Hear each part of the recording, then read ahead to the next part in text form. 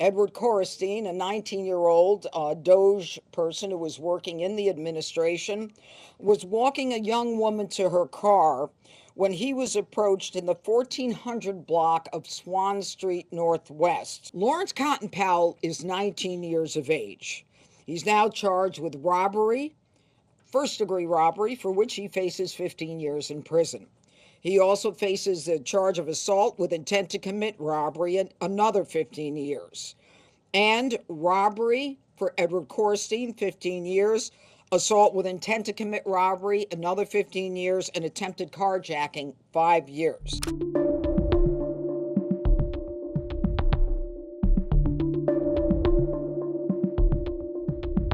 Today we're going to announce the names of two individuals who are being charged with a series of assaults and attempted carjacking in a highly publicized case where two young men were brutally assaulted and stomped, highlighting the need for accountability among young offenders in the district. This case underscores the escalating challenges that we face in confronting crime in Washington, D.C. On August 3rd of 2025 at about 2:53 a.m. Sunday morning at the U Street corridor and 14th Street, which is a very popular hangout, nightlife area essentially, Ethan Levine, a 22-year-old, and several of his friends were standing outside a Sunoco gas station.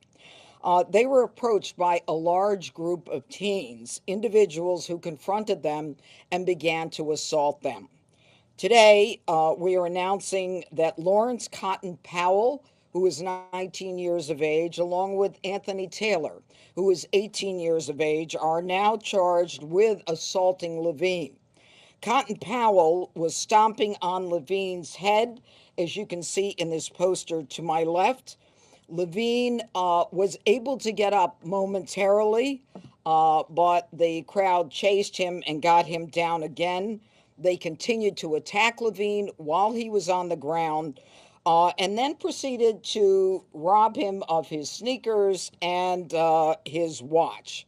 The group then, after the robbery and assault of Ethan Levine, they walked in the direction of where another crime occurred within minutes. You have heard of this crime. Edward Coristine, a 19-year-old DOGE person who was working in the administration, was walking a young woman to her car when he was approached in the 1400 block of Swan Street Northwest. Approximately 10 suspects approached him, and as they did, he pushed the young woman into the car. And he was protecting her from the group before he was then attacked by multiple suspects, who then punched him repeatedly, causing significant injuries to him. They got him on the ground, and as they were doing so, they demanded the car from the woman who was inside the car and had already locked the car. They were banging on the car, they were pulling the car door, trying to get the car open, and were telling the woman in the car to hand over the keys. And the woman was, as I said, able to lock the car door, so they were unable to gain entry. And it was fortuitous that someone from the Metropolitan Police Department was on patrol. He happened to pull onto the block, and he witnessed the suspects actually assaulting Coristine, who was on the ground lying next to the car. The juveniles fled, but within a short period of time, two 15-year-olds were arrested, and they were taken into the family court by the Attorney General's office. That is the local Attorney General's office. Now, I think what's significant about this case is the history of Lawrence Cotton Powell. I want you to follow me on this. Lawrence Cotton Powell is 19 years of age. He's now charged with robbery, first-degree robbery, for which he faces 15 years in prison. He also faces a charge of assault with intent to commit robbery and another 15 years. And robbery for Edward Coristine, 15 years. Assault with intent to commit robbery, another 15 years. And attempted carjacking, 5 years. Now, Let me tell you his background. On April 3rd of this year, Lawrence Cotton Powell was sentenced for a felony attempted robbery. My office asked for jail time. Judge McLean, a judge sitting in the criminal part in Superior Court with no criminal background, made a decision to give Cotton Powell probation in spite of his conviction on a felony attempted robbery. Within 31 days, by May 4th, Powell reoffends. He's rearrested while he's on probation from the felony, and he's charged with simple assault and possession of a prohibited weapon B.